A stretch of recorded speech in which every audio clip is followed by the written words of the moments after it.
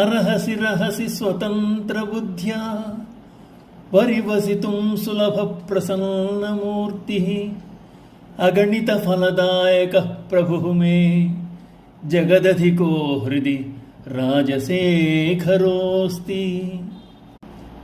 ప్రసన్నమూర్తి, ఎన్న శక్యముగాని ఫలములనిచ్చువాడు, సర్వసమర్థుడు, జగత్తు కన్నా మిన్నయినవాడు, సార్వభౌముడైన చంద్రశేఖరుడు నా యొక్క హృదయమునందే ఉన్నాడు. కనుక బహిరంగముగాను ఏకాంతములో కూడా స్వతంత్రముగా పూజింప సులభుడగుచున్నాడు. ఈశ్వరుడు సర్వాంతర్యామి, జగత్తునకే సార్వభౌముడు.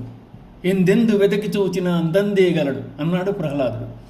అతడు లేని చోటు లేదు, సర్వాంతర్యామి కాబట్టి అందరిలోనూ ఉంటాడు. ఘంటానాదము శబ్దము లోపల గణగణమని నాడు అంటోంది కీర్తన. చరాచర జగత్తంతా అతడే వ్యాపించి ఉన్నాడు. అందుచేత శివుని ఆశ్రయించిన భక్తుల సంగతి చెప్పనవసరం లేదు. వారి వారి హృదయాల్లోనే ఉపవిష్టుడే ఉంటాడు, పిలిస్తే పలుకుతాడు.